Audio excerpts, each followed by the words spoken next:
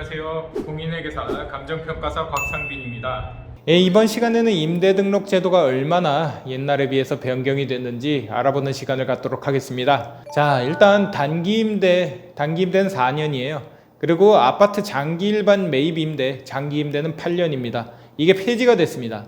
어떻게 된 거냐면 2020년 8월 18일 이후부터 단기 임대와 아파트 장기 일반 매입 임대는 폐지가 됐습니다.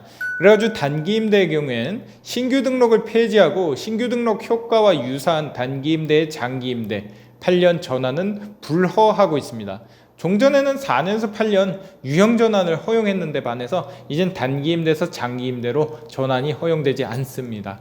그리고 장기 임대의 경우에는 신규 등록을 원칙적으로 허용하되, 그리고 장기 일반주 유형 중에 주택시장 과열 요인이 될 수 있는 아파트 장기 일반 매입 임대는 폐지하였습니다. 다만 장기 임대의 경우에는 임대 기간은 10년 이상으로 2년이 증가가 됐고요.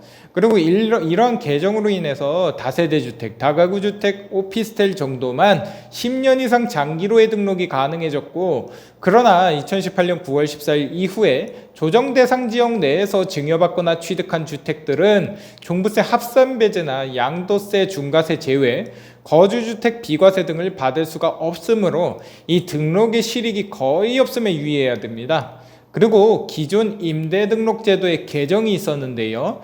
그 최소 의무임대기간 종료 시에 자동등록 말소 제도를 한번 생각해 보죠.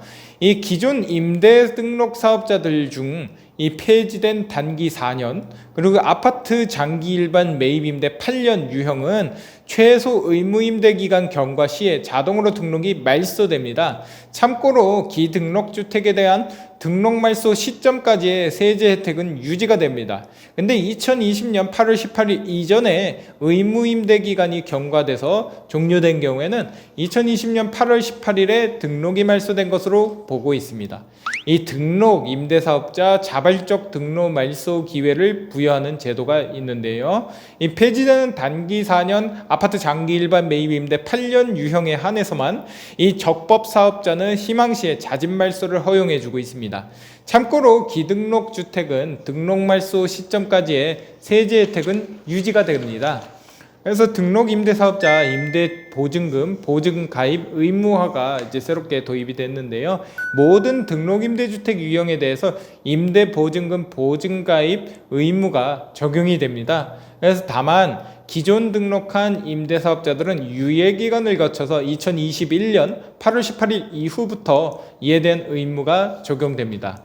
여기까지가 이제 임대 등록 제도가 얼마나 변경됐는지 부분이고요. 아주 간단하게 살펴보았습니다. 이걸 참고로 해서 여러분들이 이 리서치를 해가면서 어떻게 바뀌었는지 확인해 보시면 도움이 되실 것 같습니다. 오늘은 여기까지 하겠습니다. 감사합니다.